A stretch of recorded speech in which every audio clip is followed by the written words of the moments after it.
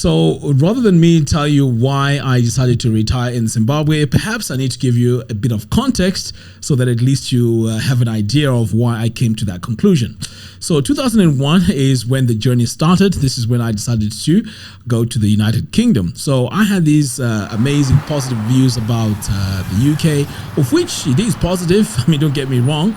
But what ended up happening over there when I got there was not what I expected. So anyway, when I left here, I had a job at Agri-Foods. I was working as a trainee manager. Things were okay, but I guess I was looking for much bigger opportunities, because when I left here, I was Cisco certified and I also had a Microsoft certification. So when I got there, yeah, things went crazy. In fact, I can't really go into a lot of detail, but just know that things were crazy. So I ended up working now in a factory, and the job was really difficult because, I mean, we had to do cleaning, and then I ended up doing some assembly work. The work was really tough.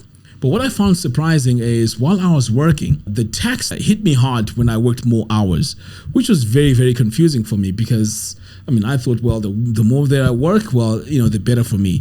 Because if you try to put it on a scale, the amount of effort I'm putting in and then the amount of tax that's being taken, it wasn't really worth it. You know, it wasn't really worth the amount of effort that I really put in there. And I've thought to myself, well, how long can I continue working like this and survive? Because bear in mind, at this time, I'm married and I've got kids. And I couldn't just bear it. So luckily at that time, I came across this book called Rich Dad, Poor Dad. And it had this quadrant here. And this was actually very interesting for me, because over there where you have employee and where you have self-employed, these are the areas where you are taxed a lot. But over there on the right, as a business owner or an investor, you're taxed less. So I was very confused. Now, bear in mind, I don't have any financial education, which is later on, you'll find out why this was very important and why we need to have financial education. But anyway, in my case, I didn't know a lot about this. So when I read the book, it really inspired me and it really opened my eyes. So I started thinking, okay, so how do I get myself into a position where I'm financially free? And this is where I was looking at this and I was like, okay, so over this side here, I really have to work like crazy to make my money. Basically, I am trading my time for money, right? Whereas over the other side, it's just passive income. You know, if you're selling something or you have a product or a service, you know, that's how you'll be making money. But the most important thing here was my eyes being open due to the fact that there's less tax over there on the right side. So anyway, I'm reading this book and I got a permanent job. So when I got this permanent job, now this figure here of 2,500 net salary is the average at the moment. I can't remember what it was back then in 2002. But when I was looking at the way I was working, I realized that it's very easy for me to hit a ceiling, because once you hit your net salary, that's pretty much it. Of course, you may work, get a bit of overtime, but pretty much you have a ceiling. You can't go beyond that. I mean, you can't double your net salary, because when they increase the salary, it's not really double, even if you work like crazy. So this got me really worried, because I wanted a way of increasing, you know, my monies.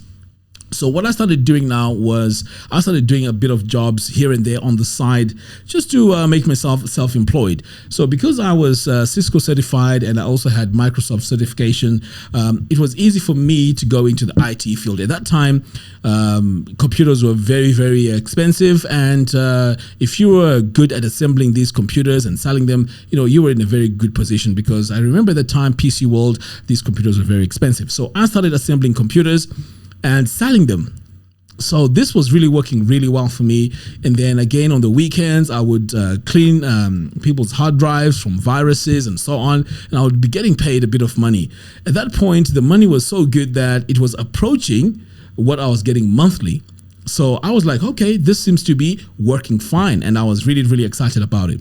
As time went on, the computers started getting cheaper and cheaper and cheaper, and it became more expensive for someone to buy a computer from me.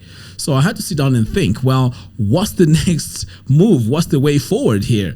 Because I really wanted to stay on that self-employed area there, because I was getting quite a bit of money on the side to top up what I was getting from my salary, which was really, really good. So what I decided to do was, I was used to go to a lot of these magazine stands, and I used to buy magazines, and these magazines were all on web design and Photoshop.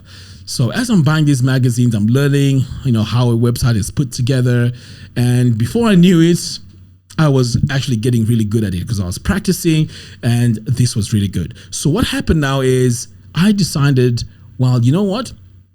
I need to start teaching people how to design websites. At that time, WordPress was huge. So I set up a company and I started designing websites. And the most important part was, I decided to teach people how to design these websites. So time went on. I was setting up my classes, and people were coming, to my classes, which was really good.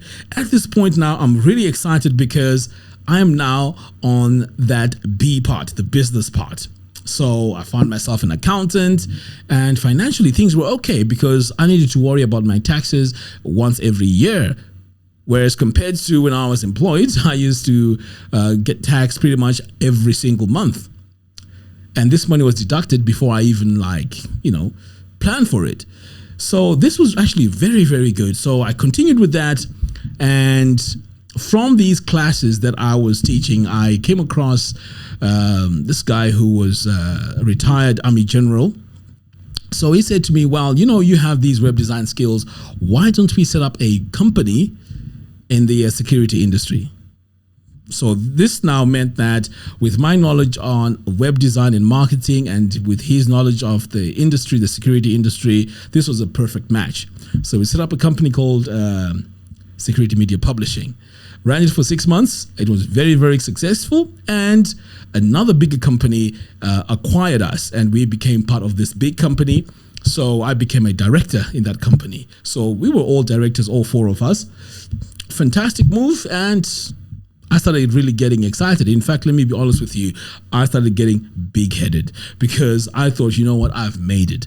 And during the plans, we had a 5-year exit plan where each one of us would leave with at least $1 million based on our predictions. So I got big-headed. I thought, you know what? I'm untouchable. So all those principles that I had about not borrowing money, not going for credit cards, and so on, they went out of the window.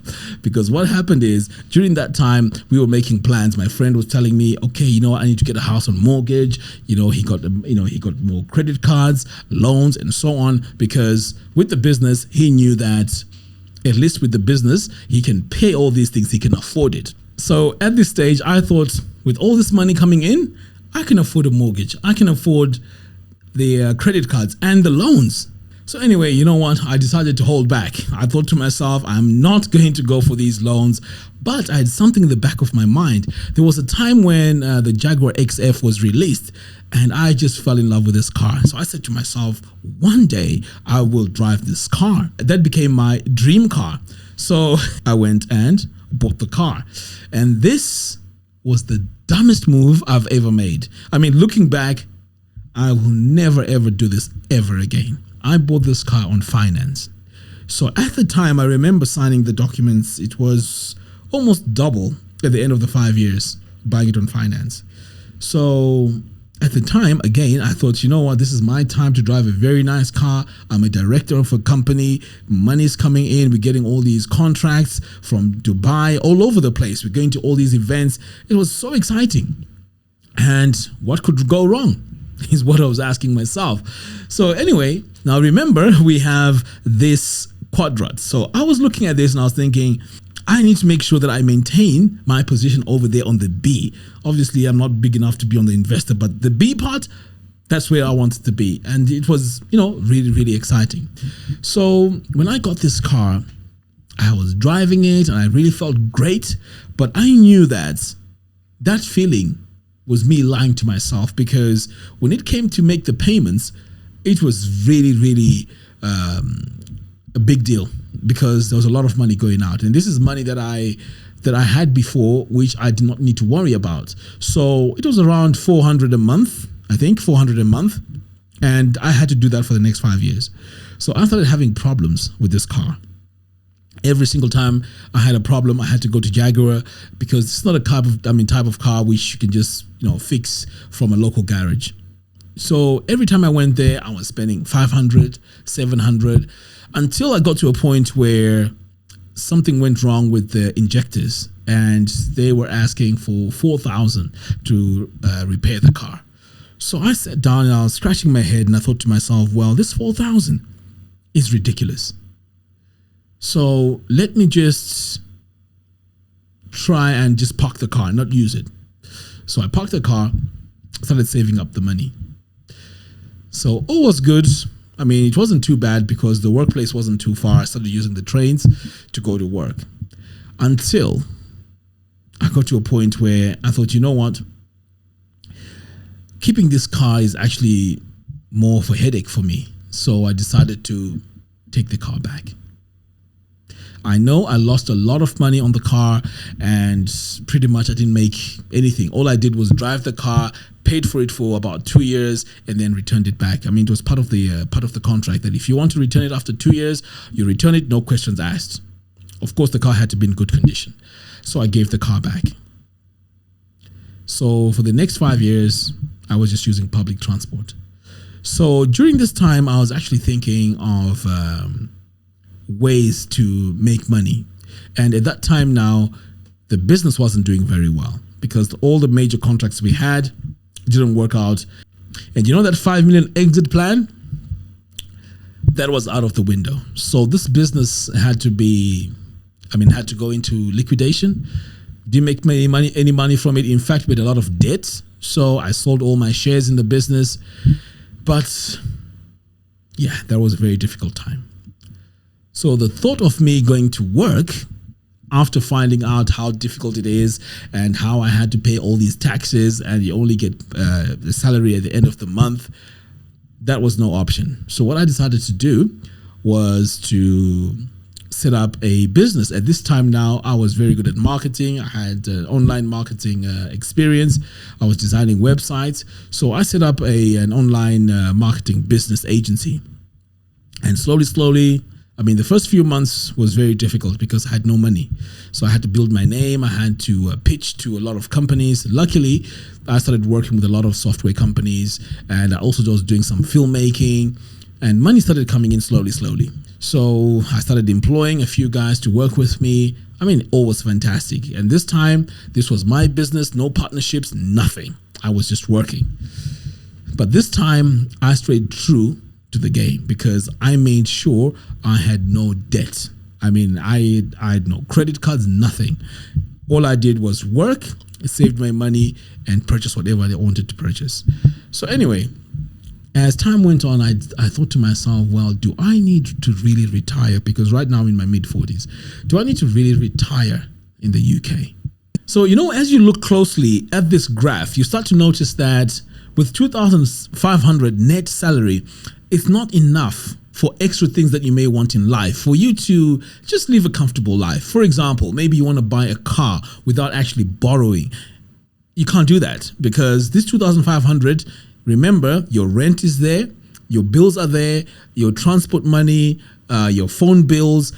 I mean, pretty much a lot of things are there, your food. So it's not enough. So can you imagine if you want to go on holiday, what you'd need to do with this 2,500? So the solution there is you would need to have credit cards. So this is what you'd use to top up. If you want to take your child to private school, again, you would need to borrow some money for you to be able to afford that. Again, let's say you want to buy a car. I mean, we can't even talk about a car because, I mean, as you can see, there's no way you're going to be able to afford that. So even when it comes to buying a house, it's impossible because how are you going to be able to afford a house? I mean, how much of that money per month are you able to save for you to buy a house? So I realize now that the economy of the United Kingdom or the Western economy or wherever there's capitalism, it survives on borrowing and spending, borrowing and spending. So in this case now, if you're in the UK, you're now forced to get a house on mortgage. You're now forced to get credit cards, student loans, bank loans. It becomes an artificial life. The reason why I'm saying that is because you feel rich, but the reality is you're not rich. I'm at one point going to be forced to get into these credit cards, loans, and so on in order for me to support my lifestyle. And that's why I ended up starting a business. But can you think what happens now to an average person? And the funny thing is, the average person will actually justify to get a loan, to get a mortgage, and all that kind of stuff because everyone else is doing it. Because if you really think about it, if the masses are on the same program, how the hell are you going to say, well, this doesn't work or this is not right? Because you're just following what everyone else is doing. But really, this is just following blindly. Now, me personally, just having debt for me is a big problem. Because I want something that I can say it's mine and I don't have to look over my shoulder thinking, okay, I may need to pay this, I may need to pay that in order for me to say it's mine. So what happens now is with time, this becomes a massive trap. Now, can you imagine you've been in the UK for 20 years and you have a mortgage? Can you actually leave that mortgage and then start over maybe in Zimbabwe for retirement? You can't.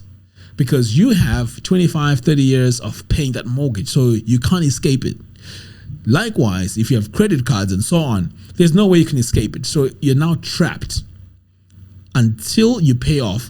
And paying off all these things is very, very expensive because remember, a mortgage is pretty much double. You know, if your house is 100,000, after 25, 30 years, it's going to be 200,000. So what you end up doing is, you tell yourself that, well, it's going to appreciate in value. Of course, yeah, it's going to appreciate in value, but this is not a house which you're using as a business. You know, if you are renting it out, then you can say, okay, the rent is paying off the mortgage, but this is a house you're going to live in. So without even realizing it, your expenses now are way above your income. And this is what I really feared. And that's why I set up the business. But if we take this a step further, this is where I was thinking to myself, well, when it comes to retirement, there's a lot of factors now that really play into this because number one, the weather. Number two, in retirement, that pension may not be enough for me to enjoy the life that I want to enjoy. I want to travel the world. I want to buy things that I want to buy. I want to be comfortable. So I'm not sure, and I'm pretty sure that that pension is not enough. So I'd rather be in Zimbabwe here where I know that if I have a piece of land, I know my vegetables, my eggs, my chicken, you know, I can just grow my own food, provided I have a house. So in my case, I was able to buy a house here in Zimbabwe, so I don't have to worry about rent. So when it comes to the pension itself, I don't care about the pension because I can live off a very basic lifestyle where I have a house, no rents, the weather is good, I have friends and family around me. At least that's what I want in my retirement age. So that is what really inspired me to focus on retirement and not retire in the UK, but rather focus on retiring here in Zimbabwe. Now, it's not easy. It hasn't been easy as well. So if you have this situation where you are on a salary, it's going to be tough to start making plans to retire in Zimbabwe because here buying a house is super expensive, even land. So the only solution now will be if you don't have a house or you can't afford a house, you get the rural lands. You know, that's where you can start focusing on, and that could be a solution. But retiring in Zimbabwe is not easy, and even planning the retirement while you're over here, setting the base, it's not that straightforward. You have to be on the ground. In fact, I've done a video where I talk about how I got scammed. I'll leave a link to that in the video description below. But anyway, the energy or the strength for me to think of retiring was based on where I want to be, in my 60s. I'd rather, be in Zimbabwe. Yes, I know the UK has a fully functioning economy and all of that, but you know what? At that age, I'm not really bothered about that because I just want to chill, and that is why Zimbabwe is my chosen place. So, what are your plans for retirement? Are you retiring in Zimbabwe? Are you retiring in Africa? Let me know in the comments box below. And obviously, what I've been discussing right now is very controversial. So I'd also like to hear your views and your comments. I know the issue of mortgages and the issue of loans, one has to defend it because at the end of the day, as a marketer, I know that people make decisions based on emotions and then justify with logic. So I'm pretty sure I'm going to have quite a few people who are going to come in and justify getting mortgages and loans. But as for me, it's not my cup of tea. Anyway, guys, thank you very much for watching. I'll see you again in the next one. Take care.